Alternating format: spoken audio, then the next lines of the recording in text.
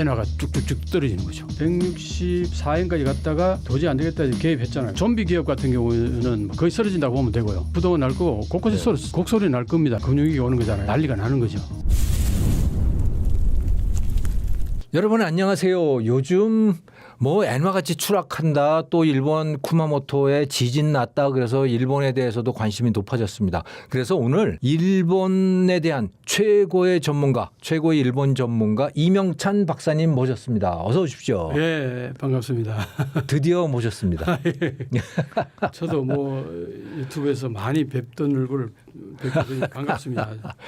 유튜브에서 한일 역전 TV 하고 계시죠? 예, 예. 네. 그리고 일본 게이오대에서 박사학위 받으셨고요. 예. 전공은 어떤 쪽으로 하셨어요? 법학연구과에서 국제정치학을 이제 공부를 했고요. 그러셨군요. 네. 미일 안보조약 쪽으로 주로 했었고. 그러셨군요. 예, 예. 그리고 계속해서 일본에 대해서 이제 공부하고 예, 계시고 뭐 또 방송하고 계시고 한 몇 그러시죠. 년 전에 일본 경제에 대해서 좀 많이 좀 공부를 했었죠. 그러시군요. 반도체에 빠져가지고 아하. 반도체에 그 공부를 하다 보니까 너무 재밌어서 그쪽을 하다 보니까 일본 경제에 대해서 자연스럽게 그러시군요. 흥미를 느끼고. 네.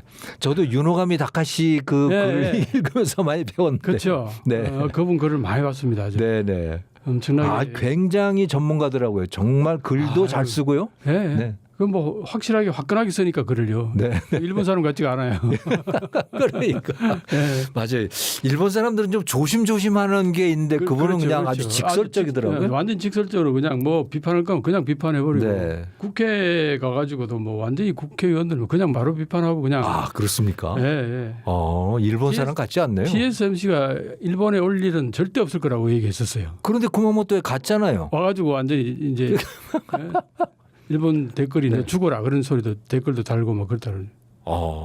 일본 사람들 아주 험악하잖아요 댓글들. 그렇군요. 댓글 험악해요? 아이고 한국에 대해서 혐한들 댓글들 보면 얼마나 험악한데요. 근데 말은 조심조심 하는데? 그러니까요. 그러니까 이제 댓글 소위 말하는 SNS만 가면 이상한 소리들 그렇게 많이 해요. 그렇군요. 얼굴이 안 보이면 그러는군요. 그러니까요. 그래서 이제 일본 사람들은 혼내와 다떼마이가 다르다는 얘기를 하잖아요. 댓글에는 혼내가 나오는군요. 혼내가 나오는 거죠. 처음 들었습니다. 저는 그거 뭐 일본 사람 댓글을 저는 본 적이 없으니까. 그런가요? 그렇군요. 다떼마에는 사람을 보고 얘기를 하니까 네. 좋은 모습을 보여야겠죠. 그러니까 공식적인 얼굴. 네, 그러니까 네. 이제 공식적인 이제 모습을 보여주는 거고 네. 말도 그렇고. 네. 근데 속으로는 딴 생각하는 경우들은 그걸 혼내라 그러잖아요. 네. 근데 댓글에서 뭐 다떼마이로 얘기할 필요가 없잖아요. 그렇군요. 뭐 혼내가 막 쏟아져 나오는 거죠. 거기에서는 한국 대만에 대해서 험한 말들이 많은 모양이군요. 대만에 대해서는 험한 말 별로 없어요. 중국과 한국에 대해서. 중국과 한국에 대해서. 네. 옛날에는 뭐 엄청났죠. 제가 그래서 한일 역전이라는 책을 쓰게 된 겁니다. 그렇군요. 네. 그때 일본의 혐한은 거의 똘똘 뭉쳐서 혐한했던 것 같아요. 전 국민이. 그렇군요. 나 그거 보고서 완전히 정남이 떨어졌어요. 일본에 대해서. 일본 사람들이 한국을 좀 우습게 알죠. 그러니까요. 그때는 완전히 우습게 봤죠. 네. 그러니까 한마디로 말해서 지들 하고 싶은 말 다 쏟아내도 아무런 뭐 그게 없을 것 같은 그런 인식을 갖고 한국을 비난하고 비판하고 비아냥거리고 그때 그걸 보고서 나는 한일 역전이라는 책을 꼭 써야겠구나 하는 생각을 했죠. 그래서 그 책을 쓰셨군요. 핵심만 딱 말씀드리면은 일본 사람들은 사무라이 세계잖아요. 그죠? 네네. 오랫동안. 네. 사무라이 세계는 힘의 세계란 말이에요. 그렇죠. 그건 수직 사회예요. 마음에 안 들면 그냥 죽여버리는 거죠. 그렇죠. 네. 과거에는 그랬잖아요. 네. 지금은 막 죽이지는 못하니까. 네. 이제 한마디로 그게 파워 뭐랄까 그 힘으로 가지고 누르는 경우 있잖아요. 그걸 갑질이라고 그러죠. 네네. 근데 그게 이제 국민 사이에서는 힘 있는 사람이 힘 없는 사람에게 갑질을 하고 힘 없는 사람은 을지를 하고 그게 그런 대로 그게 받아들여져 가지고 질서가 유지가 돼요. 네네네. 일본 사회에서는. 그러니까 이제 힘 있는 사람이 파워질하는 거는 뭐 당연하다는 식의 그런 어떤 사회 문화가 있단 말이죠. 근데 국제사회에서의 질서도 일본 사람도 그렇게 본다는 거예요. 그렇습니까? 그 마인드가 어디 가겠어요? 뭐 사물을 바라보는 시각이 이 수직 사회를 바라보는 시각 그대로 그 마인드가 철학이 그렇게 그러니까 힘없는 국가라든가 힘없는 민족에 대해서는 깔보고 아래를 보고 갑질하는 게 그게 문제인데 그러니까 한국에 대해서 너희들이 옛날에 식민지 당한 건 너희들이 힘없어 그런 거지 그걸 가지고 왜 자꾸 얘기하냐 딱 그 논리예요 우익들 얘기는 그렇군요. 힘이 없어서 당신들이 당해놓고 왜 자꾸 얘기하냐 얘기예요. 그러니까 힘에 놀린 거예요. 그런 속마음이 있는 거고 그게 있죠. 겉으로 표출이 되는 거군요. 네, 그래서 그게 2019년도 그 소재 세계 품목을 규제를 할 때에 네. 딱 그 마인드였어요. 이것들이 말이지 우리 거 없으면 너희들 반도체 못해. 만들 이것들이 아무것도 아닌 것들이 까불고 있어 뭐 거의 그런 수준이었죠. 그래가지고 그걸 규제를 한 거 아니에요. 네네. 나는 그걸 보고서 표출된 거는 세계 소재지만 네. 그 밑에 흐르는 그 강줄기는 혐한으로 똘똘 뭉쳐 있었어요. 대부분의 국민들이. 네. 그래서 야 내가 그때 생각한 게 뭐냐면은 당신들이 힘 있고 잘하고 능력 있고 뛰어나서 그렇게 할 때는 어느 정도 인정을 해줬다 나는. 네. 근데 요즘엔 전혀 그럴 처지가 아닌 것 지금은 같은데. 당신들이 그럴 처지가 아니야 네. 하는 얘기를 내가 한 거예요. 아하. 그렇군요. 당신들이 힘도 없으면서 무슨 쓸데없는 소리하고 앉았냐. 네. 근데 그 얘기를 했던 거예요. 그때 하는 역전은. 네. 그걸 우리 국민들도 아시라고. 우리 국민들도 보면은 50대 60대 장로연청 분들은 그때마다 2021년 1월 달에 책을 냈는데 그때마다 여전히 일본이 우리보다 한참 위라고 생각을 하는 거예요. 근데 내가 볼 때는 그게 아니라는 거죠. 네. 그래서 이 부분을 명확히 여론을 환기시켜 가지고 있는 그대로를 알아야 우리가 주장할 건 강력하게 주장할 수 있어야 될 거 아니겠어요. 그렇죠. 그렇죠. 근데 그때 어떻습니까? 그 보수 우익 그 언론들은 괜히 그 문재인 그 당시 정부에 대해서 힘도 없으면서 일본을 자극해 가지고 이제 나라를 망하게 만들었다. 그런 분위기였잖아요. 네네. 그게 아니었다고요. 저는 그때 아베가 그럴 때 아베 땡큐라고 그랬어요. 아베가 그렇게 수출 규제를 해주면은 우리 반도체 소위 말해서 부품 중소기업들 네. 그 관련되는 중소기업들이 살아난다. 나는 그런 생각이었어요. 우리가 이제 스스로 자급하기 위해서 노력을 하니까 대기업 입장에서는 지금까지 일본하고 잘 관계를 해왔기 때문에 굳이 한국의 중소기업들이 만드는 거에 대해서 네. 거기에 대해서 지금까지 잘 되는 걸 굳이 바꿀 이유가 없는 거예요. 그냥 일본제 사다가 쓰면 되는 거고. 쓰면 되는데. 네. 그리고 그걸 바꾸려면은 라인 다 바꾸고 여러 가지 그 부대 네. 비용이 많이 들잖아요. 그리고 성공할 가능성도 확실한 것도 아닌데다가 굳이 그래야 될 이유를 못 찾는 거예요. 근데 저쪽에서 수출 안 하겠다 그러면은 네. 어떡합니까? 한국 제품이라도 써야 될 거 아니에요. 네. 그럼 이걸 빨리 개발할 거 아니에요. 그리고 그게 이제 국가하고 대기업하고 중소기업들을 격려해주고 네. 거기서 개발해서 우리가 채용하게 되면은 이걸 극복할 수 있는 거죠. 이게 네. 이 메커니즘이라는 건 옛날에 우리가 65년대 한일 국교 정상화 국교 때 정상화. 네. 그때에 우리가 뭐 5억 달러 뭐 어쩌고 저쩌고 했죠. 네. 네. 네. 그게 물품과 용역을 받았잖아요. 돈을 받은 게 아니라. 그랬군요. 그때 그게 소위 말해서 그런 어떤 이 형성들이 소재 부품 장비들이 한국에 들어오는 게 루트가 이미 그때 포맷이 다 깔려버린 거예요. 그렇죠. 다 일본식 산업을 들여온 거죠. 그렇죠. 우리가. 네. 그러니까 그걸 아베가 끊어주니까 얼마나 고마웠겠어요. 저는. 그래서 아베 땡큐라고 하죠.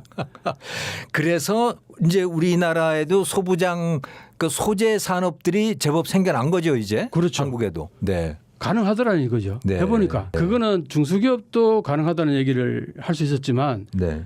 대기업도 우리 중소기업의 실력이 만만치 않네. 일반 국민들도 우리나라가 해도 되잖아. 네. 그러면 굳이 일본 거 수입할 필요 있느냐 하는 그런 인식이 이제 생긴다. 그렇군요. 그래서 그거는 어마어마한 사건이었다 저는 보거든요. 아베가 잘했네요. 아주 우리한테는 고마운 분이죠. 예. 근데 일본이 네. 산업은 보면 한 그 2000년대 초반부터 해가지고 계속 산업이 다 추락하고 네. 한국한테 다 따라잡히고 한국이 네. 추월하고 그랬는데 네. 금융은 여전히 그래도 탄탄했단 말이죠. 네. 일본 엔화가 안전자산이었고. 그렇죠. 근데 요즘은 그것도 흔들리는 것 같아요. 그것도 뭐 거의 흔들린다고 봐야죠. 예, 그 엔화 지금 어떤 일이 벌어지고 있는 겁니까? 엔저로 가고 있죠. 엔저. 네. 며칠 전에 미국과 일본이 개입했는데 네. 164엔 가던 것이 개입으로 인해서 155엔까지 네. 이걸 내려왔다 그래야 되나? 글쎄 그걸 내려왔다 그래도 올라갔다 그래도 그거 참 표현하기가 아무튼 엔화가 조금 강세가 된 거죠. 강세가 된 상대적으로 네. 강세가 된 거 아니에요? 네. 그 이게 160엔, 170엔 위로 올라간다 칩시다. 네, 네. 그러면 이제 155엔으로 떨어졌잖아요. 네. 며칠 안 됐는데 다시 또 159엔까지 올라왔어요. 159 됐습니까? 지금 159엔까지 올라왔어요. 그 개입한 게 별로 소용이 없는 모양이네요. 소용이 별로 없는 거죠. 네. 애초에 저는 뭐 소용이 없을 거라는 얘기를 늘 하고 있었는데 네. 아니 그래도 이렇게 빨리 소용이 없다니 그것도 미국이 개입해가지고 그리고 미국이 뒷받침해 주는데. 미국까지 강한 의지를 보였음에도 불구하고 네. 155엔까지 급하게 이렇게 수직 낙하를 했다가 네. 그 다시 이렇게 올라오는 게 네. 며칠이 안 됐어요. 그럼 일본에 대한 신뢰가 흔들린다는 소리인가요? 그렇죠. 글로벌 금융가에서? 네. 일본을 바라보는 시각이 일본은 저게 정상이 아니다. 네. 뭔가 재정이라든가 여러 가지 그 국가가 운영하는 여러 가지 믿음지 못하다. 네. 그래서 엔화를 가지고 있는 것은 그렇게 해서 바람직하지 못하다. 뭐 그런 맥락이지. 일본의 금융위기 같은 게 날 수 있을까요? 우리가 1998년에 겪었던 그런 금융위기 또는 미국이 2008년에 겪었던 그런 금융위기 같은 거 일본은 그런 게 아직 한 번도 없었죠. 그것은 한 번도 없었고 네. 앞으로도 그건 없지 않을까 싶어요. 아, 그렇습니까? 왜냐하면은 지금 일본이 달러를 가지고 있는 게 1조 3천억 달러 정도 된단 말이에요. 아하, 그게 예. 물론 미국 국채 제 자산이 엄청 크군요. 엄청 커지잖아요. 네. 1조 3천억 달러면 어마어마하잖아요. 그죠? 네네. 그게 이제 일부는 달러를 가지고 있지만 대부분은 미국 국채를 가지고 있잖아요. 네. 그 미국 국채를 가지고 있기 때문에 이 부분을 가지고 있으니까 미국이 일본이 금융위기로 우리 같이 그때 같이 그렇게 파산하기를 그냥 놔두지는 않을 거라고 이제 볼 수 있죠. 미국의 입장에서 자기네 국채 때문에 그렇죠. 그 밀접하게 국채를 팔아버릴까 봐. 팔아버릴까 봐요. 네. 일본 금융위기가 온다는 거는 달러를 지불할 돈이 없어서 금융위기가 오는 거잖아요. 우리가 그때 그렇죠. 우리가 달러가 없었죠. 달러가 없었잖아요. 네네네. 근데 일본은 달러가 있단 말이에요. 네. 그게 당장 손해는 없지만 네. 미국한테 빌려준 거 갚아라 그러면 금방 네. 그게 달러가 있단 말이에요. 네네. 1조 3천억 네네. 달러나. 그러니까 그게 어마어마한 액수기 때문에 당장 금융위기가 올 것 같지는 않은데 이제 어떤 얘기를 주로 하냐 하면요. 이런 네. 겁니다. 그게 어떤 식으로 흘러갈 거냐 하면은 지금 164엔까지 갔다가 도저히 안 되겠다 이제 개입했잖아요. 왜 개입하느냐? 이게 물가가 올라가니까요. 네. 수입 물가가 수입 물가 올라가니까 국내에 들어가지고 물가를 높이니까. 네. 근데 금리를 올려서 그걸 물가를 잡아야 되는데 금리를 못 올리는 거예요. 네. 왜 금리를 못 올리느냐? 금리를 못 올리는 이유까지도 설명이 돼야 돼. 이게 다 맞물려 있으니까. 네. 금리를 올리게 되면은 지금까지 마이너스 0.1에서 0%, 0.1% 이렇게 거의 막 30년 가까이 그렇게 생활해 왔던 일본 금리요. 그렇지 일본 금리가 거기에 젖어 있던 기업이나 네. 일반 국민들이나 다 거기에 생활이 그게 당연하게 여겼다가 금리가 갑자기 올라가게 되면 이제 난리가 나는 거죠. 곳곳에서. 부도 나는 데들이 꽤 있겠네요. 아이고 뭐 부도가 엄청나게 부도가 날 거고 곳곳에 곡소리 날 겁니다. 그게. 그러니까 쉽게 못 올리는 거죠. 아하. 그거는 이제 예를 들어서 좀비 기업 같은 경우는 거의 쓰러진다고 보면 되고요. 좀비 기업은 이제 돈은 이제 버는데 이익을 못 남겨가지고 세금을 못 내는 기업을 좀비 기업이라고 정의를 한다면은. 뭐 그런 기업들이 한 5, 60% 된다니까 중소기업에. 그렇게 많아요. 네. 그 이것도 좀 이따가 또 설명드리겠습니다. 왜 좀비 기업이 됐는지. 그러니까 그것도 다 표란 말이에요. 자민당 입장에서는. 정치인들 다카이치 총리의 입장에서는 그렇군요. 자민당의 입장에서는 다 표예요. 그 사람들. 그걸 케어를 해줘야 자기들 표로 오니까. 그래서 일본에서는 정치가 바람막기 정치라는 얘기를 많이 하잖아요. 바람막기 정치라는 게 돈을 뿌려서 표를 얻어간다는 얘기예요. 그게 그러니까 바람막기예요? 바람막기. 뿌린다는 얘기예요. 바람막기? 네, 바람막기. 그 일본어입니까? 일본어예요. 전 바람을 막아주나 그랬더니 바람막기. 바람막기. 네, 바람막기. 바람막기 세이지, 뭐 바람막기 세이지 이 얘기를 하도 내가 많이 들었어요. 일본에 있을 때. 그렇군요. 네, 그게 이제 자민당이 지금까지 오랫동안 일당 독재를 해올 수 있었던 이유는 그 바람막기 정치에 의해서 지금까지 유지된 거예요. 그러니까 돈 풀어서 메워주는 거군요. 그렇죠. 무조건 쓰러지지 않도록 어떻게든 케어해 주는 거죠. 그러려면 돈이 얼마나 들겠어요. 그러니까 그게 다 부채가 250% 가까이 나와요. 저는 그게 의아했어요. 도대체 우리나라는 GDP 50%만 넘어가도 뭐 나라가 뭐 들썩들썩한다고 야단인데 아니죠. 일본은 어떻게 GDP의 250%를 저렇게 비주로 해서 도대체 그 돈을 어디다 썼나 했더니 다 바람막이를 한 거군요. 바람막기. 그게 특히 아베 정권 때 그게 이제 심했죠.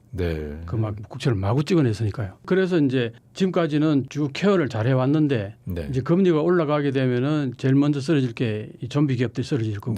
그 다음에 일반 국민들 대부분이 보면은 직장 다니는 사람들이 뭐 거의 은행에서 돈을 빌려다가 자기 집을 지었거나 그렇습니까? 그런 사람들이 빚이 많아요? 빚이 많죠. 왜냐하면은 금리가 거의 없으니까 하긴 그냥 은행에서 그냥 갖다 써도 되겠네요. 그냥 그럼요. 금리 없으니까. 아니 월세가 훨씬 더 비싸거든요. 네. 월세는 꼬박꼬박 매달 돈을 내야 되는데 그 은행에서 빌려다가 집을 지어놓으면은 네. 이자가 별로 안 나가잖아요. 그렇군요. 그거는 내가 확인했어요. 네. 일본에 있는 후배가 어느 날 집에 갔더니 집을 근사하게 지었더라고요. 야, 네. 너 돈 많이 벌었구나. 그랬더니 아유 형님 무슨 말씀하십니까? 그러면서 하는 얘기가 이거 전부 은행에서 빌린 돈입니다. 그 언제까지 갚는 거예요? 70대까지, 70대 때까지. 평생을 갚는 거예요? 평생을 그냥 원금만 갚으면 되는 거네요. 그렇죠. 그러니까 누가 안 빌리겠어요. 네. 이렇게 안 하면은 월세가 너무 많이 빠져나가니까. 빌려서 집 짓는 게 더 남는 거네요. 그렇죠. 훨씬 싸게 친다는 거예요.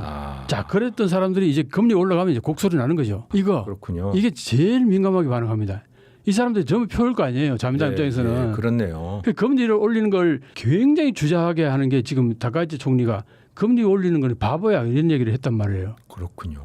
거기에서 나오는 얘기란 말이죠. 저는 금리 올리면 국채 발행하는 것만 문제가 된 줄 알았더니 일반 국민들부터가 문제군요. 국민들부터 기업부터 전체가 다. 그 공범이라고 봐요. 전체가 공범이라고 봐요. 금리가 아주 거의 없는 이 사회를 30년 가까이 이어오다가 네. 그게 어쩔 수 없이 금리를 올려야 되니까 이제 그때부터 이제 곡소리가 나는 거죠. 곳곳에서 이제 파열음이 일어나기 시작하는 거죠. 진짜 딜레마겠네요. 네. 그러니까 금리를 올리기 어려워서 겨우 이제 1% 올렸잖아요. 네네. 물가가 슬금슬금 좀 올라갑니다. 네. 금리를 안 올리면 물가가 올라가고 네. 금리를 올리면 곡소리 나고. 그런 이제 딜레마가 빠져 있는 거죠. 네. 그러니까 엔저를 어떻게든 막아야 되는데 네. 그 엔저는 그러면 어떻게 해서 올라가느냐 했더니 엔저는 기본적으로 일본이 무역이 과거에는 거의 흑자였어요. 항상. 근데 최근 몇 년은 거의 적자입니다. 제조업은. 일본이 적자가 나요? 예, 제조업은. 제조업. 네.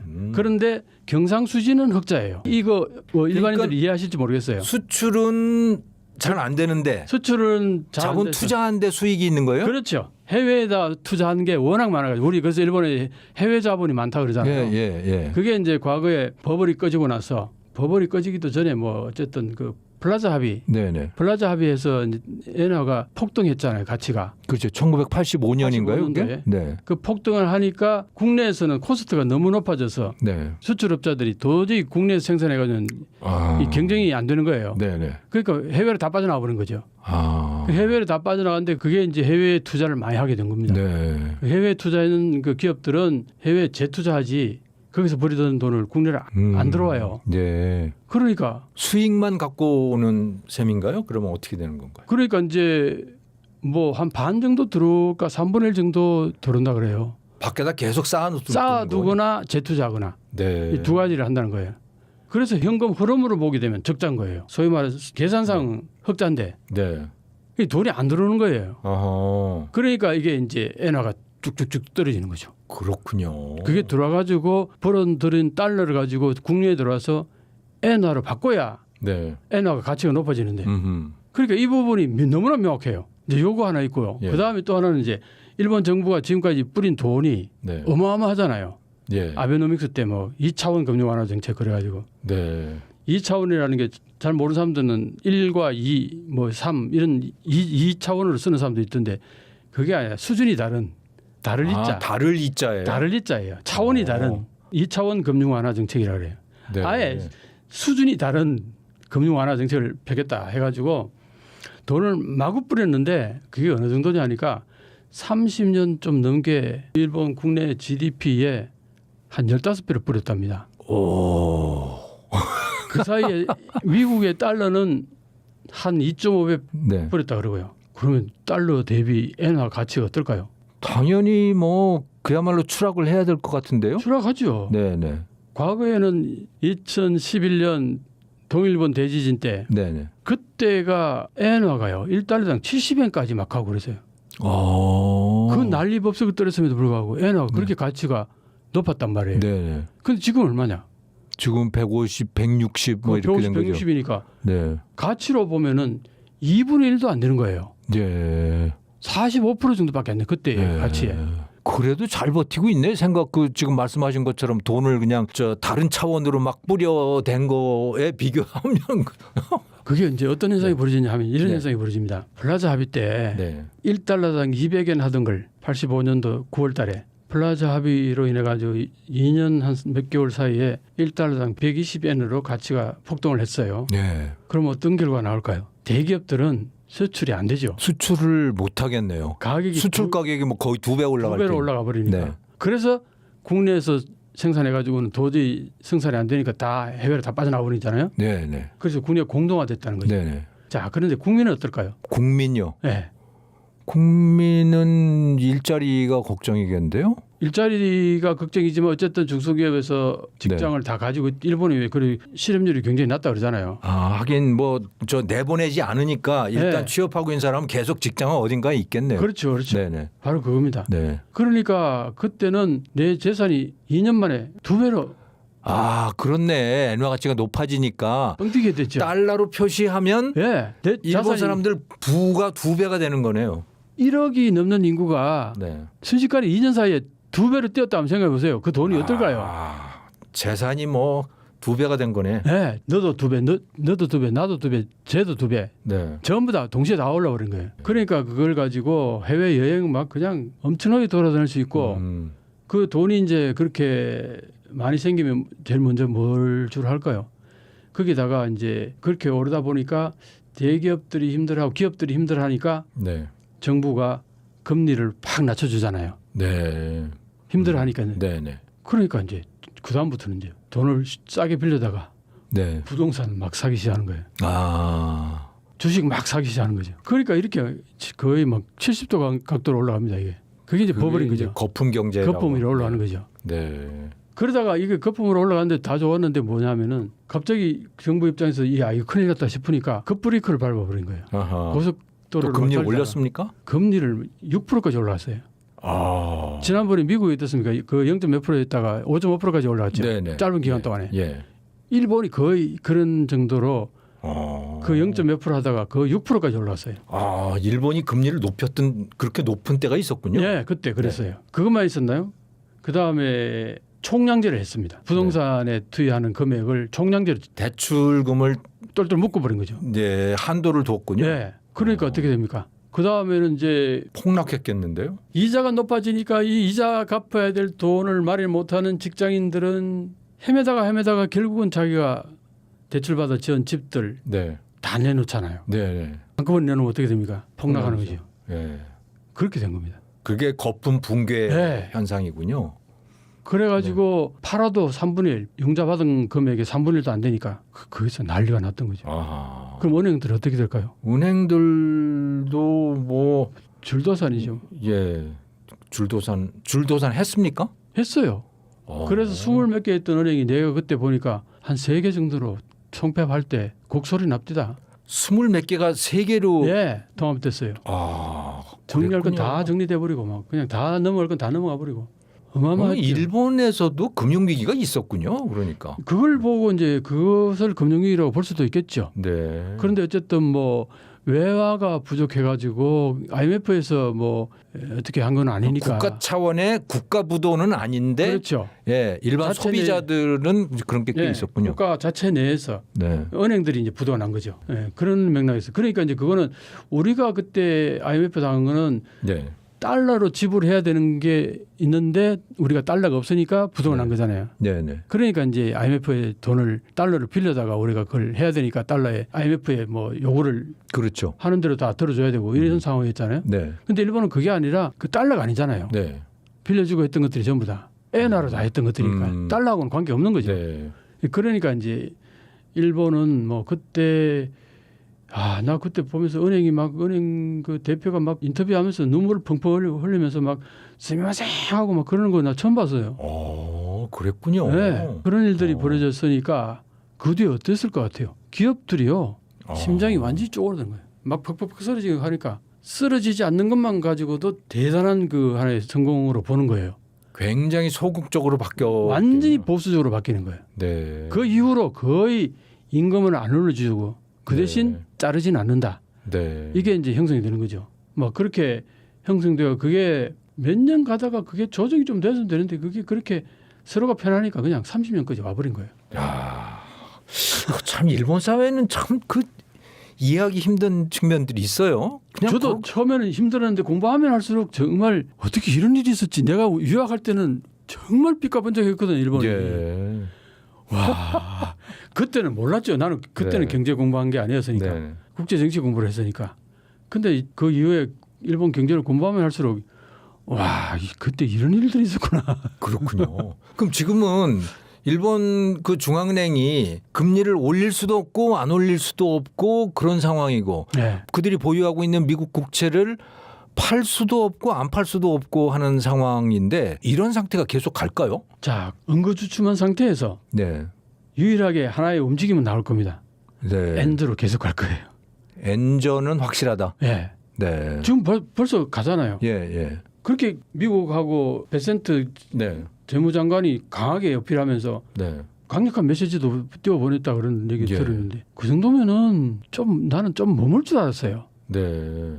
근데 오늘 보니까 바로 159엔까지 올라왔더라고요. 그러게요. 그럼 164엔에서 개입해가지고 155엔까지 팍 거의 10엔 가까이 네. 급락했잖아요, 그죠? 네네. 그랬던 게 며칠 사이에 한 일주일 좀 더 된 열흘 됐나? 이게 바로 그냥 159엔까지 갔으니까 거의 반까지 다시 오른 거 아니에요? 그럼 일본은 지금 물가가 조금씩 오르고 있는 거죠. 그렇죠. 앞으로 계속 오른다는 소리네요. 왜 그러면? 올라갈 가능성이 상당히 높아요. 왜? 엔화가 떨어지면 떨어질수록 거기에다가 지금 전쟁이 계속 일어나고 하니까 에너지가 가격이 높고 하면 네. 그게 전부 가격으로 이전될 거 아니에요. 그렇군요. 거기다가요. 지금까지 일본 기업들이 물가를 올리는 거에 대해서 굉장히 꺼려했어요. 기업들 자체가.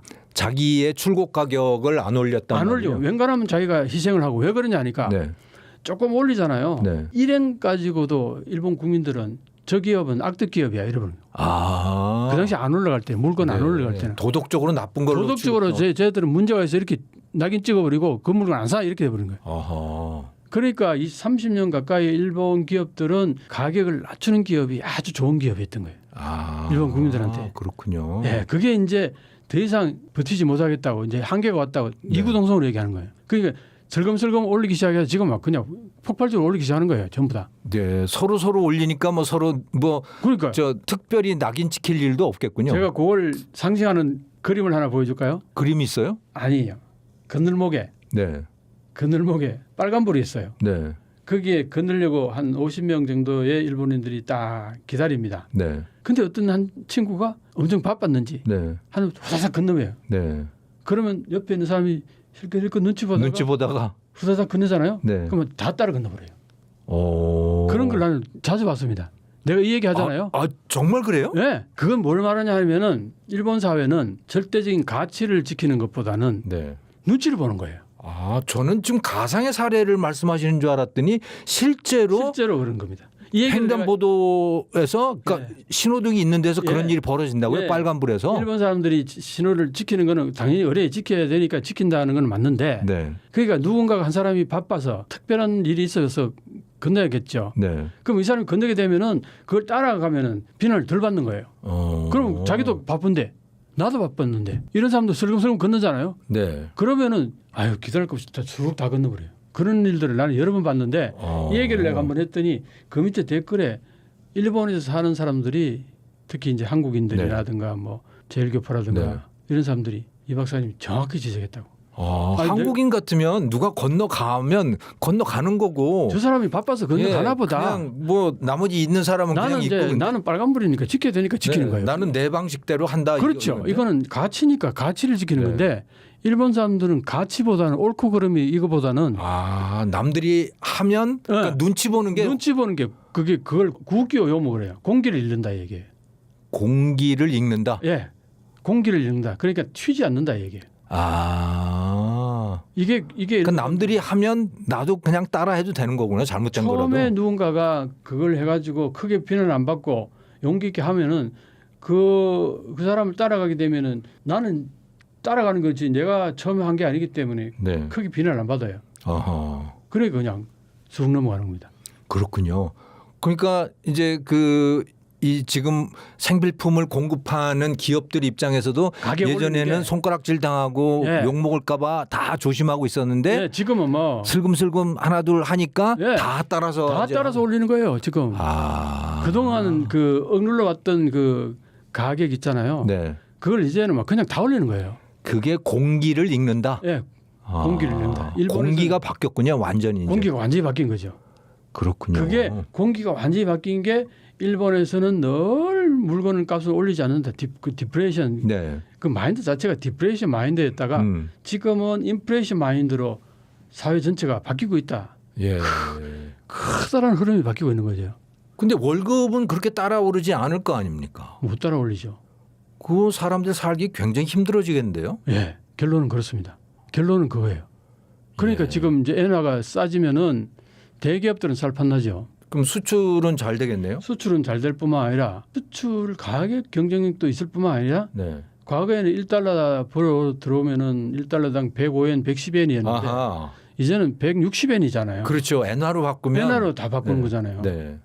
그러니까 기업 입장에서는 그냥 환율 차로 30% 수익 더 올라가게 되는 거죠. 그렇군요. 그래가지고 저기 한때 작년인가 그 유니클로 있죠. 네네. 유니클로에서 임금을 40% 올려줬어요. 그래요? 엄청나죠? 뭐 수익이 갑자기 늘었습니까? 아니요. 뭐예요? 일본 유니클로가요? 아니면 한국에 있는 유니클로가요? 전체가 다요. 네. 유니클로는 전 세계에 다 퍼져 있잖아요. 네네. 그러니까 유니클로 사장이 뭐 어떤 마인드냐 하니까 네. 이 사람은 어느 정도 그 국가 시책에 따르는 것도 그것도 좋겠다 싶기도 하고 너무 그 소위 말하는 짠돌이라 그러나 뭐라 그래야 되나? 네. 우리말로 네. 구두쇠? 구두쇠. 네. 구두쇠 같은 기업들하고는 좀 다르다는 모습을 보여주고 싶었던 것 같아요. 네. 그리고 돈을 또 잘 버잖아요. 유니클로가. 예. 그러니까 40% 올려줬는데 그게 뭐냐 하면은 네. 달러로 줘야 되잖아요. 전 세계에 다 있는 직원들. 예. 달러로 주면요. 지금까지 주던 거하고 똑같아. 거기서 조금 더 올린 것밖에 안 돼요. 그런데 엔화로는 엔화로 바꾸면은 국내에 있는 사람들은 40% 올라가는 거예요. 그렇군요. 아니 외부에는 달러로 이렇게 이만큼 주는데 국내에는 그것보다 적게 주면 형평이 안 맞잖아요. 그렇겠네요. 그러니까 한국 법인 뭐 이런데 그 외국에 있는 법인들의 달러 기준으로 해서 조금 올려줬는데 그게 일본 기준으로 하면 굉장히 많이 올라간 셈이에요. 그렇죠. 바로 그 얘기입니다. 네. 그러니까 이게 유니클로 입장에서는 굉장히 양심적으로 그 임금을 올려준 겁니다. 그게. 네. 외부에서 달러로 막 벌려 들어가지고 달러로 그렇게 벌여 들어가지고 국내에 들어오면은 막 30-40% 이익을 남기면서 대기업들은 그러잖아요. 그게 네. 겨우 5% 조금 올려준단 말이에요. 네. 그럼 자기들 35%를 그냥 먹는 거 아니에요. 네. 이게 부도덕하다고 본 거죠. 유니클로는. 근데 내수 기업들은 굉장히 어렵겠네요. 내수 기업들은 되게 어렵죠. 네. 그렇군요. 아니 뭐 수요가 있어야죠. 뭐 팔리죠. 그럼 다카이치 내각의 지지율 같은 건 어때요? 그 굉장히 고민일 것 같은데. 지금 많이 빠졌습니다. 푹푹푹 빠져가지고 10몇 프로 빠져가지고 50%대를 쭉쭉쭉 다 빠졌더라고요. 네. 처음에는 막 70%, 80% 이랬는데. 지지율이 굉장히 높았었군요. 처음에 출발할 때는 엄청 높았죠. 네. 그러니까 중국하고 맞서고 막 이러면서 이제 멋있었던 거죠. 그렇죠. 중국하고 맞짱 뜨고 할 때 최고로 폭발적으로 높았죠. 네. 그런데 이제 물가 많이 오르고 생활 어려워지고 그러면서 지지율이 지금 떨어지고 있는 거군요. 그러니까 그거는 경제 문제에서는 지지율이 떨어지고 있는 거다. 경제 문제, 물가를 못 잡으니까 생활이 궁핍해지잖아요. 국민들 입장에서는. 네. 그걸로 일단 많이 빠지고. 네. 뭐 또 지지도가 빠지는 확실한 하나의 그거는 황실 전범, 그 황실 후계.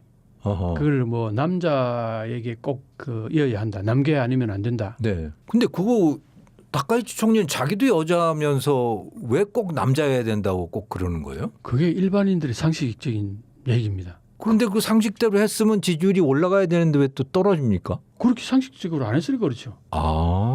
이 여론은 여기에도 좋다고 그러는데 70몇 프로 나와요. 그렇습니까? 네, 지금 황제 딸밖에 없어요. 근데 왜 남자여야 된다고 그러는 거예요, 다카이치 총리는? 지금까지 그래 왔으니까. 그게 전통이어서? 네, 전통이었다고 그러죠. 근데 사실은 지금 현재 황실에 남자가 많이 부족하고 그러다 보니까 여기도 괜찮지 않느냐 하고 얘기들이 논의가 굉장히 많이 되어 왔었어요. 예. 그리고 그게 이제 뭐 최근에는 21세기니까 이제 남녀 평등 이런 얘기도 전 세계적인 흐름이잖아요. 그래서 여왕도 뭐 많고 뭐 그런데 전 세계 여왕이 얼마나 많습니까? 예, 그 뭐가 문제? 그 문제들 하나도 없잖아요. 네. 근데 다카이치가 남계를 고집하는 법안을 통과시켜 버렸어요. 아이고. 그것도 충분한 논의도 안 하고. 본인도 여자면서 근데 그게 본인의 의사가 아니라는 얘기도 나옵니다. 자기 지지계층들이 그런 걸 아소다로. 원하는 거요? 아소다로. 아소다로. 그 네. 일본의 아주 그 뭐라나 아주 고질적인 정치가가 있습니다. 네. 혐한을 밥 먹듯이 말하는 사람. 그 사람이 강하게 밀어붙였다는 겁니다.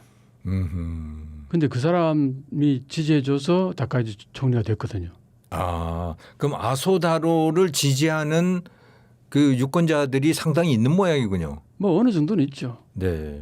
상당하지는 않지만 어느 정도는 있죠. 네. 자민당 내에서는 이제 아직도 파벌을 가지고 있고 꽤 영향을 가지고 있으니까 그래서 일본 총리 선거라는 게 굉장히 메커니즘이 굉장히 복잡한데 그게 네. 이제 민의하고는 상당히 급도는 그런 현상들이 나타나죠. 그 일본 그러니까 수상을 선거로 뽑는 게 아니죠. 일반 국민들 선거를 뽑는 게 아니라 자민당 내에서 자민당 국회의원들하고 네. 아니면 자민당 당원들하고 네. 뭐 이런 식으로 1차는 자민 당원들하고 국회의원들하고 같이 이렇게 섞여서 뽑고 네. 그래서 이제 처음에 과반수가 안 나오면은 결선 투표를 두 사람 결선 투표해요. 그때는 국회의원들이 주가 되고 네. 당원들은 뭐 소수만 당원들. 네. 그때에 이제 거기에서 문제가 이제 합종 연행이 일어나죠. 그러니까 자민당 의원들만 참여해서 예, 예. 투표를 하는 겁니까? 그렇죠, 그렇죠. 야, 이상한 제도네 생각해 보면. 그러면 그 일본 국민들이 국회의원은 뽑는 거예요? 그렇죠. 국회의원은 뽑는데 그 국회의원들이 그 중에 여당만 수상을 뽑는 거군요. 그렇죠. 아, 여당만 이제 총재를 뽑는 겁니다. 총재를 여당만 저희들끼리 이제 자민당 총재를 뽑는 거죠. 예. 그래서 그 총재가 대부분의 총리가 되죠. 아하 그렇군요. 총재 이꼬로 총리는 아니에요. 네. 총재를 먼저 뽑는데 그때 총재를 뽑을 때에 그 내부의 그 역학관계, 네. 자민당 내 파벌들의 역학관계, 그게 그렇겠군요. 아소다로가 강하게 털어가지고 갑작스럽게 이제 다카이치 총리가 탄생한 거죠. 그러다 보니까 아하. 다카이치 총리는 은인이군요 아소다로가 그러니까. 그렇죠. 그렇군요. 아, 그러니까 전체 구도를 보면 국회의원을 뽑는 거는 일본 국민의 뜻이 반영이 되는데 예, 총재 또는 총리를 선출하는 거는 국민의 뜻하고는 완전히 달리 갈 수 있다. 완전히 달리 갈 수도 있죠. 정반대로 갈 수도 있어요. 아하, 그거 몰랐어요. 아, 그런 식으로 이루어지는군요. 그러다 보니 국민의 뜻과는 무관한 총리의 결정이 나올 수도 있겠다. 그렇죠. 얼마든지. 그렇죠. 그렇군요. 이번에 가장 대표적인 게 황실전범이라는 얘기입니다. 예. 이 황실전범 이게 법이 갑작스럽게 통과되면서 네. 거의 10% 가까이 떨어졌다 그래요. 지지도가. 아, 그렇군요. 일본에서는 뭐 어쨌든 그 황실에 대한 뭐랄까 감각이 남다르잖아요. 네네. 그 부분에 대해서 함부로 접근했다가는 굉장히 그게 아킬레스건이 될 수 있단 말이죠. 네. 그 이번에 그런 문제가 이제 있는 것 같아요. 그거를 건드렸군요. 네, 그걸 건드린 네. 거죠. 독도 문제는 어떻습니까? 일본 국민들은 독도 문제를 어떻게 바라보고 또 정치권에서는 또 어떻게 접근을 하는지 그게 궁금해요. 궁금하시죠? 네. 궁금하시면 500원입니다. 500원 드릴게요. 1,000원 드릴게요. 저는 주세요. 그게요. 제가 이제 그쪽에 뭐 인터뷰도 많이 해보고 많이 쫓아다녀보고 해봤는데 네. 우익들은 무조건 다케시마는 일본 땅이라고 막 박박욱입니다. 100% 네. 자기 땅이라고 확신을 해요. 저 괘씸한 한국 놈들이 불법 점거하고 있다고 아주 그냥 그거는 뭐 100% 철학입니다. 그냥. 그럼 우익들은. 원래 일본인들이 독도를 점거해 본 적이 있어요? 없지 않아요? 그거 없는 거로 알고 있는데. 강치 잡으러 다녀서 강치를 강치 잡으러 물개 잡으러 다니는 거죠. 뭐 물개하고 비슷하다는데 꼭 물개는 아니고 뭐 강치가 좀 물개하고 예. 비슷하다는 종인데 그거 잡으러 다니면서 거기 멸종시켜 버렸잖아요. 아 그렇군요. 그러니까 자기들 거기서 그 어떤 뭐 경제 활동을 했으니까 우리 땅이다 이런 얘기를 이제 네. 하는- 자기들이 거기 가서 강치를 잡았으니 예. 그렇다는 거고 1905년에 시마네 현에서 네. 그걸 공시를 했다. 네. 그때가 1905년이면 언제입니까? 우리나라가 고종 때예요? 식민지가 이제 막 예, 을사조약하고 뭐 예. 그 무렵이네요. 예, 그때 막 일본이 힘으로 그냥 누르고 막 할 때 아닙니까? 그 조선은 외교라고 하는 것도 모르던 상황 아니었어요? 그렇죠. 그 당시에는 뭐 한마디로 국제법이니 뭐 이런 거 전혀 몰랐을 전혀 것 몰랐죠. 같은데. 그럴 때였죠. 네. 그럴 때이고 그 영토를 뭐 그렇게 편입하고 뭐 이런 것들 그 국제법으로 공시를 하고 뭐 그런 네. 개념 자체가 없었죠. 당연히 네. 우리 땅이라고 생각해 뭐 그런 지경이었는데 뭐 그런 과정 속에서 나온 얘기니까 그런 걸 가지고 이제 주장을 하는 거죠. 네.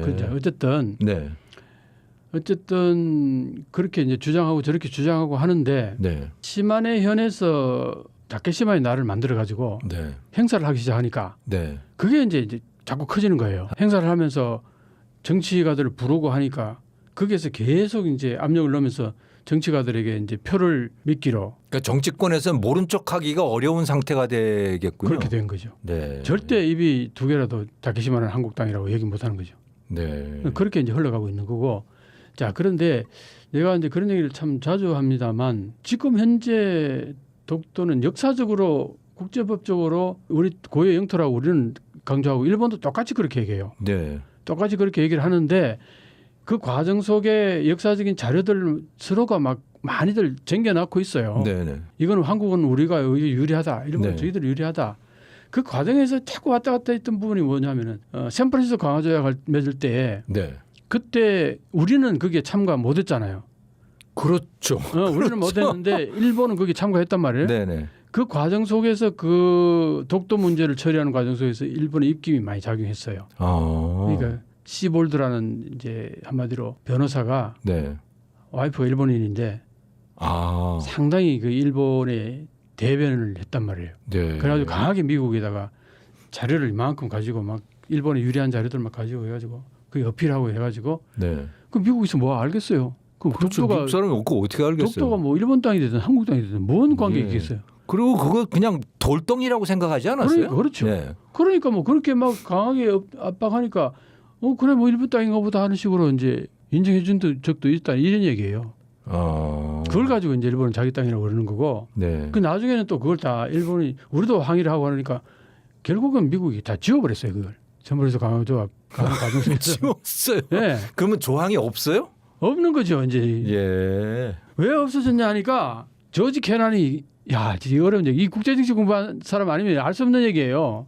조지 캐넌은 그 소련의 예. 실체에 대해서 쭉 장문에 그 글을 썼던 그 사람. X라는 논문을 썼죠. 네네. 그게 이제 한마디로 이게 소련에서 지금 냉전이 이제 시작되려고 그런다. 네. 이걸 소련을 이제 봉쇄를 해야 된다. 그걸 강하게 요구했던 게 그 X라는 논문이잖아요. 네. 그 사람이 이제 샌프란시스코 강화조약 하는 과정 속에서 깊이 그게 관여를 했다는 겁니다. 네. 그러면서 처음에는 샌프란시스코 강화조약에 여러 가지 규정들이 들어가가지고 영토 문제, 독도 누구 거고 어쩌고 저 생각 제도 누구 거고 막 네. 이게 다 언급하려고 그랬던 것 같아요. 네. 다 그냥 관략화를 시켜버렸어요. 조지 캐넌이요? 조지 캐넌이. 오. 그래서 그걸 오스트리아에서 박사학위 했던 어떤 일본 여성학자가 네. 왜 조지 캐넌이 이걸 약식화시켜버렸을까? 네. 이렇게 추측을 하더라고요. 한국은 엣지스 라인으로 치면은 대륙으로 들어가잖아요. 네. 그러면 이제 미국 입장에서는 한반도는 적화되더라도 우리는 손 안 대겠다는 맥락의 엣지선 라인이 그렇게 해석이 됐다고 당시에. 그렇죠. 그 한국은 미국의 방어선에서 제외됐던 거죠. 방어선에 제외됐다는 거예요. 그렇게 느껴졌던 거죠. 그렇죠. 그렇게 됐는데 이 섬이 대륙으로 붙는 게 낫겠냐, 이쪽으로 해양 쪽으로 붙는 게 낫겠냐. 아하. 나중에 여러 가지 생각했을 때 네. 어느 쪽이 나을 것 같아요. 미국 입장에서는. 그거는 저 일본 쪽으로 가는 게 낫겠죠. 그렇죠. 예. 소련 쪽으로 가는 것보다는 일본 쪽으로 가는 게 낫겠죠. 그러니까 그 이제 결국은 미국 입장에서는 태평양에서 이 대륙을 봉쇄를 하려고 할 때에 여기 흩어지는 섬들이 대륙에 속하는 것보다는 해양 세력에 속하는 게 낫지 않겠나? 그런 사연이 또 있었군요. 이게 굉장히 깊은 얘기죠. 예, 처음 들었어요. 이런 얘기 하면요. 이런 얘기 하면은 이제 한국에서 독도 우리 땅이다 고유 땅이다 막 얘기 주장하기가 굉장히 까다로워져요. 애매하네요. 애매해집니다. 왜냐하면은 그 2차 세계대전 끝에 미국이 그걸 모든 영토는 미국의 힘으로 다 정리를 해버렸거든요. 네. 이건 이 땅, 이건 내 땅. 네. 그러는데 애매하게 한 게 독도하고 네. 저 센카쿠 제도예요. 저걸 애매하게 해버린 거예요. 아, 지금 류큐 열도에 있는 그 섬들이요?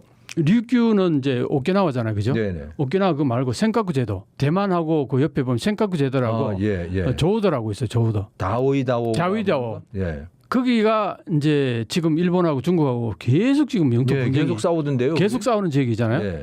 그게 미국이 점령했다가 네. 그 반환한 게 오키나와하고 같이 반환한 게 샌프란시스코 51년 그때가 아니고 네. 72년도에 반환을 했어요. 어허. 오키나와하고 센카쿠 제도를. 예. 오키나와는 뭐 명백히 일본 땅이라고 반환을 했고 네. 센카쿠 제도는 영유권은 나는 모르겠다. 니들이 그냥 자기들이 나간 거예요? 네. 누구 건지는 난 모르겠고. 모르겠는데 시정권은 일본에게 넘겨준다 이렇게 된 거예요. 근데 일본이 시정하고 있었던 게 별로 없었어요. 그게 뭐 사람이 있는 것도 아니고 뭐 경찰들이 지키고 있는 것도 아니고 그러니까 애매해진 거예요. 네. 이 영토 그 소위 말해서 이 영토 영유권 자체는 중국하고 일본하고 너희들이 알아서 협의해서 정하라 이렇게 그런 거예요. 그게 그럼 그냥 싸우라고 그냥 내버려 둔 거네요. 그래서 너희들이 싸워서 알아서 해라. 그래서 조지 캐난이 네. 고도의 정치력을 발휘해가지고 네. 미국과 일본이 접근하기 어렵도록 만든 게 아니냐. 대륙과 해양 세력인 일본이 네. 대륙 세력하고 일본이 손잡고 미국한테 대항하면 애매하잖아요. 네. 그러니까 그런 불씨를 남겨두는 게 오히려 낫지 않겠느냐. 아, 일본이 2차 대전 때 미국하고 적국이었으니 또 적국이 잘못하면 또 적국이 되니 중국 손잡고 그러니까 중국 네. 빨간색 중국하고 아예 싸워라 그냥. 그런 불씨를 남겨놓은 게 아니겠느냐 하는 네. 뭐 추측성. 야, 이거는 그런 애매한 결정들이 계속 불씨를 남겨놓은 거고 우리는 계속 그것 때문에 싸우고 있는 거고. 그렇죠, 그런 거죠. 그러니까 이제 센카쿠 제도도 그렇고 독도도 그렇고 이제 그런 맥락 속에서 나오는데 우리는 지금 뭐 명백히 우리는 어쨌든 지금 경찰들이 20명 가까이 가서 지키고 그 실효 있고. 지배를 하고 있잖아요. 네. 네. 실효 지배라고도 안 합니다. 주권 행사를 하고 있다 그래. 주권 행사. 네. 실효 지배라는 거는 약간의 뭔가 영토적인 그 다툼이 여지가 있다는 걸 네. 전제로 해서 하는 얘기고 네. 그냥 주권 행사를 하고 있다. 우리는 그렇게 얘기하죠. 우리 정부는. 그렇군요. 네. 그러니까 이거는 이제 일본에서는 그러니까 한마디로 명백한 그 근거도 없이 한국 정부가 그 이승만 정부 때 네. 그냥 점령해버린 거예요. 네. 그렇게 보는 거예요. 이제 사람.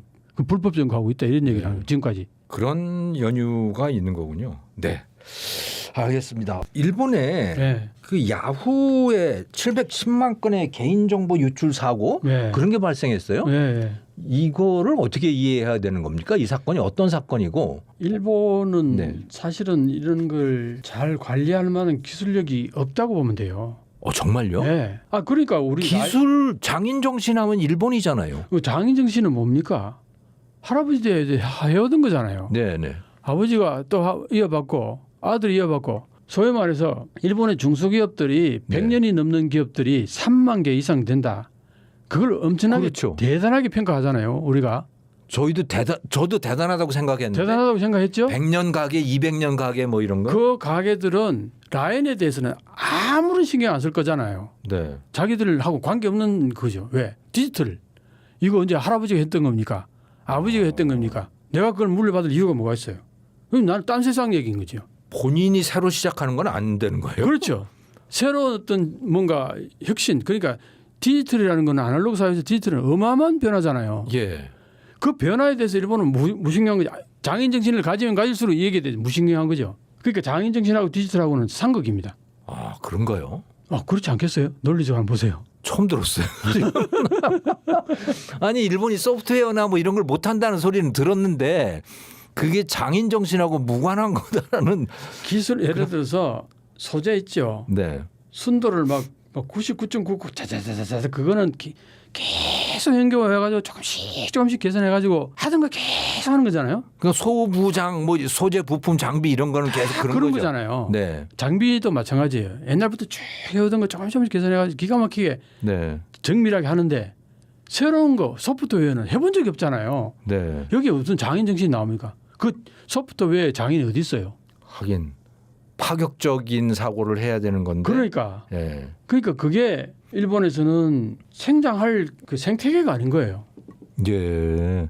그럼 이 정보 유출과는 어떤 관계를 가지고 있는 겁니까? 그들의 소프트웨어가 너무 엉성한 거예요? 그렇죠. 엉성한 거지. 관리가 제대로 안 됐다는 거죠. 뭐 들리는 얘기로는 한국의 네이버하고는 이제 다 이제 이렇게 끊어 나가는 과정이라 그러대요. 다. 왜요? 그게 이제 라인을 일본 걸로 만들려고 네. 그걸 오랫동안 작업해왔던 지난번에 라인에서 한 50몇만인가 뭐 얼마 되지도 않는 그게 누출이 됐었어요. 네. 그때는 라인은 한국 거였잖아요. 네이버의 거예요. 예. 네이버가 하던 데가 라인이죠. 그렇죠. 일본. 그때의 일본 총무성이 네. 재무 구조를 좀 달리해라 이런 식으로 네. 시행령이 내려왔어요. 아니 근데 개인 그런 것들은 잘못되는 경우 새 나가는 경우들이 허다하게 있잖아요. 예. 근데 우리가 그때 얼마 되지도 않은 그거 잘못해서 누출시켰다고 네.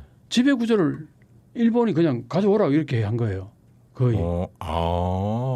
정보 유출이 원래부터 있었군요. 50만 예. 건 정도가. 예, 그 정도에 있었어요. 그 네이버가 소유하고 있던 거를 일본으로 그냥 바꿔버린 거예요? 그게 왜 그렇게 민감하게 반응했냐면은 일본은 SNS가 네이버밖에 없어요. 우리는 카톡도 있고 뭐 여러 가지. 아, 그렇습니까? 네. 그런데 네. 그게 한국 거란 말이에요. 네. 근데 거기에 모든 정보가 다 들어가 있어요. 하긴 그렇죠. 세금 내는 것부터 시작해서 뭐 모든 거래 정보들이 거래 다 정보도 들어가. 다 거기 들어 있는데 네. 여기서 정보가 누출되면은 일본은 이 정보 누출되는 것에 대해서 되게 꺼려합니다. 네. 이 끔찍한 이 과정을 한국 기업에게다 맡겨둔다는 게 네. 이게 도저히 용납이 안 되는 거예요. 예. 그래서 그걸 이제 재무 구조를 바꿔가지고 거의 탈취하겠다는 얘기했잖아요. 그러니까 그때 이제 난리가 났었죠. 우리도 그때 한동안 난리 났었죠. 네. 우리. 그랬는데 그게 한국에서 난리 치니까 총무성에서 한번 물러서는 듯 하더니 은근슬쩍 다 지금 일본 걸로 다 만들어 놨다 이런 뭐 그런 맥락이에요. 네. 그러니까 이제 그러면 일본인들이 경영을 하고 있는 건가요? 거의 지금? 그렇다고 보면 됩니다.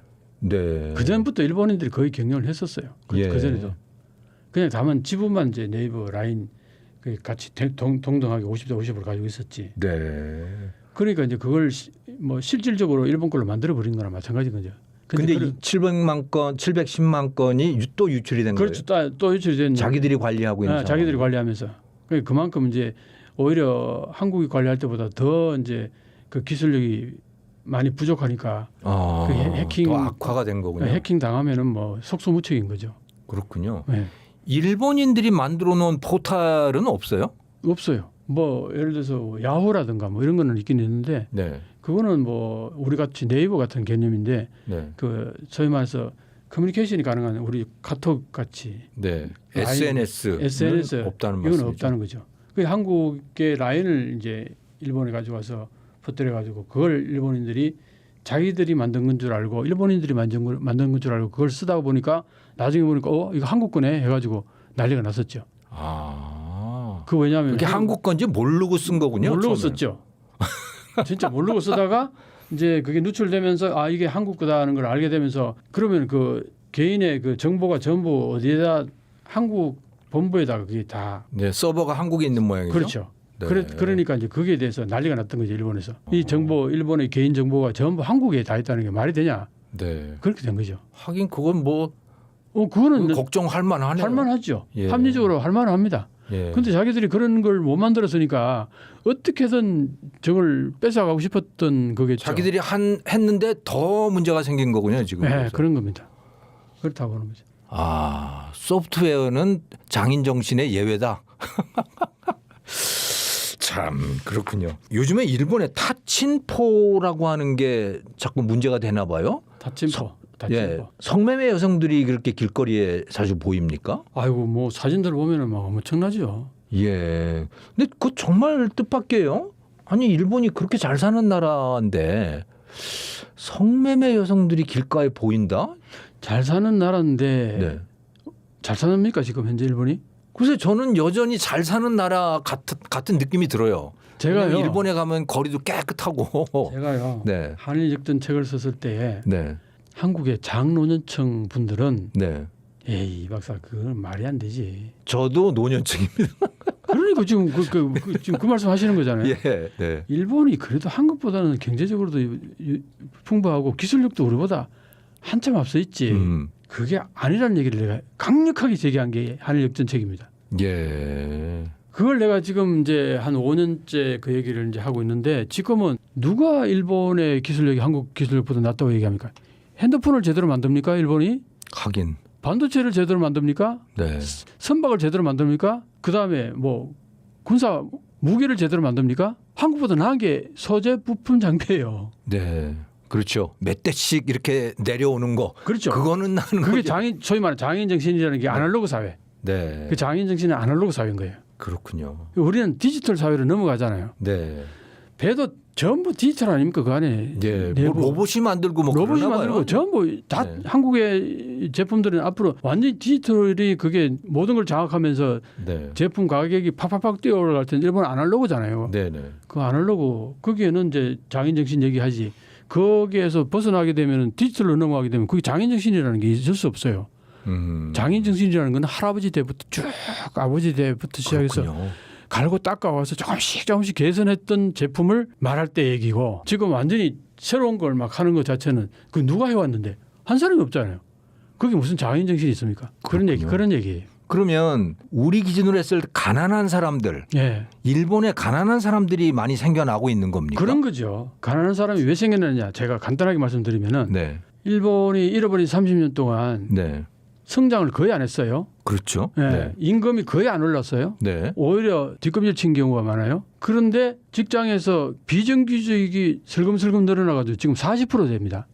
아, 일본도 그렇습니까? 예. 근데 그 비정규직들의 많은 부분을 차지하는 게 젊은 여성들이에요. 아, 그렇군요. 네. 그 젊은 여성들 입장에서는 자 정규직의 일본 남성들 동경대 법대 나와가지고 네. 대기업에 취직하면 얼마 주냐 첫 봉급이 20만 원에서 23만 원 정도 줍니다. 우리 돈으로. eng. 예. 그러면 한 200만 원? 200만 원 좀 채 안 되네. 채 안 된다고 봐야죠. 그게 조금씩 올라갑니다. 그렇군요. 그런데 거기에서 보통 보니까 뭐 대돌이 긴 그래가지고 대돌이라는 거는 봉급의 수치는 그렇게 찍히지만 실제로 내가 쓸 수 있는 가처분 소득 세금 떼고. 세금 떼고 뭐 다 네. 떼고 내가 실제로 쓸 수 있는 돈은 한 50% 조금 넘는다는 거예요. 정말요? 예. 그게 옛날에는 20 몇 프로였는데 이제 떼는 게 네. 설금설금 늘어 지금 뭐 45% 46% 거의 50% 가까이 올랐어요. 그러면 200만 원 받아서 100만 원 좀 쓸 넘게 수 쓸 수 있다는. 있다는 얘기예요. 거기에 야. 집값이 30만 원 이래요. 3만 원, 5만 원 도쿄 같은 경우는 못 삽니다. 예. 와, 그 정말 기초 생활을 유지하기도 쉽지 않겠네요. 기초 생활하기 힘들어요. 네. 그런데 정규직이 그런데 하물며 비정규직은 어떨까요? 어, 그게 지금 현재 일본의 현실이라고. 그 정도까지 됐군요. 네, 그게 이제 엔화까지 이제 약세가 되면서 아예 해외 여행은 아예 꿈도 못 꾸게 돼버린 거죠. 글쎄 그렇더라고요. 유럽 다녀보면 일본 사람들을 찾아보기 어려워요. 동양 사람은 다 한국 사람이거나 네, 중국 사람 좀 있고 그렇죠. 한국 사람이 제일 많고. 한국 사람이 제일 많고. 네. 자꾸 보면 댓글들 보면 한국도 만만치 않다. 일본보다 한국이 더 힘들다. 네. 뭐 한국이 일본 따라간다. 뭐 그런 얘기를 하는데 해외 여행은 그럼 누가 갑니까? 어려우면 왜 가겠어요? 그러니까 정말 한국 사람이 동양 사람 중에 한국 사람이 압도적으로 많더라고요. 그러니까요. 한국은 뭐니 해도 그래도 이 빈부 격차가 좀 심한 부분이 있어서 그렇지 네. 돈 많은 사람들 많아요. 그러니까요. 그러니까 이제 일본하고는 다른데 일본은 다 함께 중산층이 몰락하면서 다 같이 가난해지고 있는 거예요. 그렇게 됐구나. 사회주의 옛날에 사회주의권 국가가 네. 그랬듯이 지금 그렇게 되고 있는 거예요. 지금. 그렇군요. 그럼 그들 중에 일부가 거리로도 네, 나오고 거리로 있다 나오는 이렇게 거죠. 이해를 해야 되겠군요. 네, 그게 예를 들어서 뭐 가족을 부양해야 될 경우 있을 거 아니에요. 네. 아버지 없이 걷거나 뭐 네. 어머님이 병원을 도와야 되는데 네. 비정규직 가지고는 도저히 돈이 안 된다. 예. 그런 사람들 많을 거 아니겠어요? 네. 1억 2천만 명 중에서 그런 여성들이 꽤 많지 않겠습니까? 참 일본이 그렇다는 게 도대체 믿기지를 않는데. 믿기지 않죠. 네. 저는 노인이라서 안 믿기는 모양이에요. 안 믿기지죠. 옛날 일본 생각을 자꾸 하니까. 대부분은 그렇습니다. 대부분이. 네. 옛날에 내가 일본하고 그 여러 가지로 사업하고 이런 것들을 관계할 때 일본은 대단했다. 네. 다 그런 얘기 하죠. 예. 지금도 그런 얘기합니다. 지금도 뭐 일본의 그 장비 같은 걸 사용하는 네. 업종에 종사하는 사람들은 내가 이런 얘기하면 씨알도 안 먹게 합니다. 이 박사 뭔 소리 하냐고. 현실은 몰라도 한참 모르는 소리 하고 있다. 그런 얘기합니다. 네. 아니 저 연구소 있을 때 생각해 보면 네. 제가 1988년부터 이제 박사학위 받아가지고 한국에 돌아와서 저 지방행정연구원이란 뭐 이런 한국경제연구원 이런 데 있었는데 그때 법령 관련된 연구들을 하다 보면 네. 제가 그때 정말 깜짝 놀라고 자존심도 상했던 게 우리나라 법들이 다 일본 법 베꼈더라고요. 네, 다 베껴온 거죠. 그 당시에. 그것만 그런 게 아니고 기업들도 다 그대로 다 베끼는 아니, 거고. 뭐 기업도 그렇고 네. 다 베껴왔죠. 그다음에 뭐 건축은 안 그랬습니까? 전부 네. 뭐 일본 용어죠. 뭐. 그러게요. 그렇게 해서 우리가 여기까지 성장해 와가지고. 근데 그 일본이 이렇다니 도대체. 그러니까 이게 나는 너무 신기해가지고 내가 한일역전 책 쓰고 나서부터 지금까지 한 5년 가까이를요. 그 뭐 전도사 같이 막 전도를 하고 다닙니다. 그런 시대. 그 열정을 갖고. 예. 이명찬의 한일역전 TV. 예. 네. 예. 여러분 많이 들어가 주십시오. 거기에 들어가 보면 많은 얘기들이 있습니다. 네, 네. 과거에 일본이 그렇게 잘 나가다가 얼마나 지금 많이 추락하고 쇠락했는지. 저도 다시 들어가서 꼼꼼히 챙겨보겠습니다. 근데 요즘에 보니까 쿠마모토에서 지진이 나서 그 지진 대피소 또 얘기가 나오더라고요. 대피소 그러니까. 시설이 그렇게 형편없냐 그러고. 아니 내가 최근에 작년 2025년 12월 달 글을 하나 봤는데요. 네. 그 글에서 그 사회학자가 썼는 글입니다. 네네. 이게 지금 현재 보면은 구마모토 그 이제 뭐 피난민들을 어디다 모아놓은 데가 학교 대광당 이런 데일 거 아니겠어요? 네네네. 그게 저 마루에다가 비닐을 하나 깔아놓고 네. 푸른 비닐로 네. 스티로폼 이렇게 두툼한 것도 아닙니다. 네네. 그냥 비닐 하나 깔아놓고 거기에 집에서 이제 뭐 모포라든가 뭐 이불 같은 거 가져와가지고 가족들이 그렇게 생활하는 거예요. 그 노숙자 같이. 그런데 요 모양이 옛날 관동 대지진 2020년대 네. 관동 대지진 때 모습하고 거의 변화가 없다는 거예요. 아, 달라지지 않는 거예요. 달라지지 않았다. 개선되지 않았다는 거예요. 아. 이게 도대체 말이 되느냐. 그러면서 한국 예를 드는 거예요. 네. 한국이나 저 이탈리아. 네. 이탈리아 예를 들었더라고요. 네네. 이탈리아에는 소위 말해서 제일 먼저 그 텐트, 네. T, 그 다음에 키친, TK, 네. 식사, 그 다음에 베드, B, 그러니까 TKB 48이라고. 48이 뭡니까? 48시간 내에 완비를 한다는 거예요. 아. 피난민들 딱 그게 오면은. 와, 이탈리아가 그래요? 네, 이탈리아 그렇게 한다는 거예요. 그 사람들 그렇게 빠르지 않은데. 네. 네. 근데 일본하고 상당히 대조적이네요. 오히려 일본이 더 빨라야 될 것 같은데. 네. 글쎄 말입니다. 그러니까 그 사람이 이제 그렇게 그 글을 그렇게 썼더라고요. 그렇군요. 그런데 도대체 일본은 뭐 하는 거냐 도대체 하면서 그 왜 일본이 이러느냐.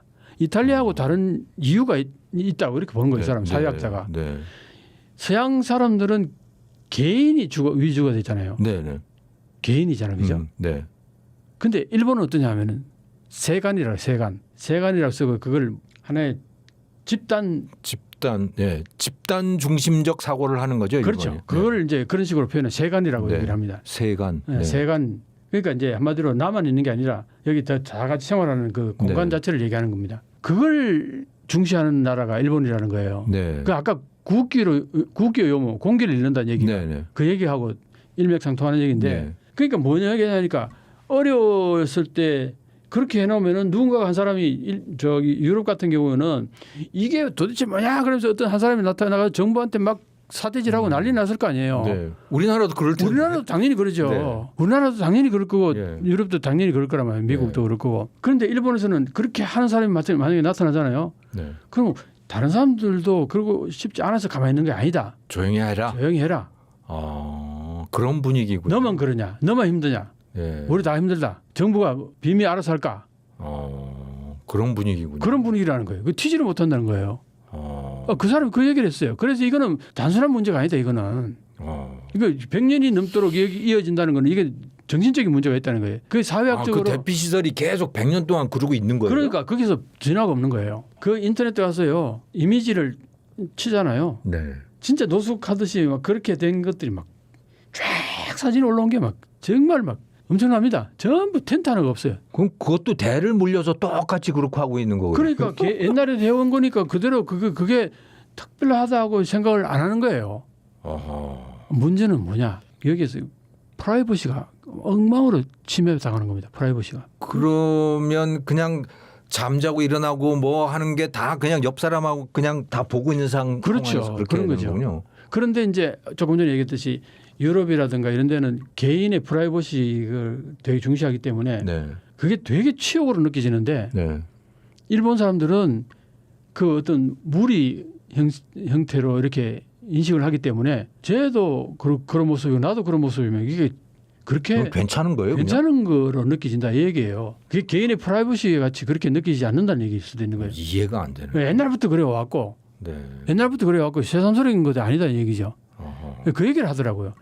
야 근데 진짜 문제는 뭐냐면요. 네. 야 이거는 정말 상당히 민감한 얘기인데 동일본 대지진 때 네. 2만 몇천 명이 죽고 난리가 났었잖아요. 네, 네. 그 피난민들 그 한 군데 몰아놨잖아요. 네. 그러면 저기 멀리서 남정네들이 원정을 온답니다. 밤에. 정말요? 예. 그건 입에 담기도 참 좀 그런 그렇잖아요. 그죠? 얘기인데? 이게 NHK에서 그때 그 뭔가 스페셜로 제작을 했는데 네. 전화가 10만 통이 왔답니다. 자기 피해 같은 거 얘기하라고 그래요.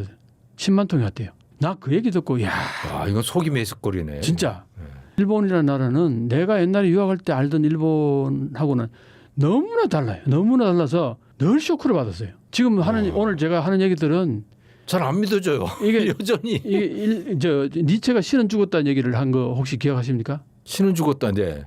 그렇죠. 그 어떤 맥락에서 나온지 혹시 아십니까? 모릅니다. 그게 어떤 맥락에서 나왔냐면은 유럽에서 너무 신에 의존을 하니까 인간이 자유의지가 없어 보이는 거예요. 예.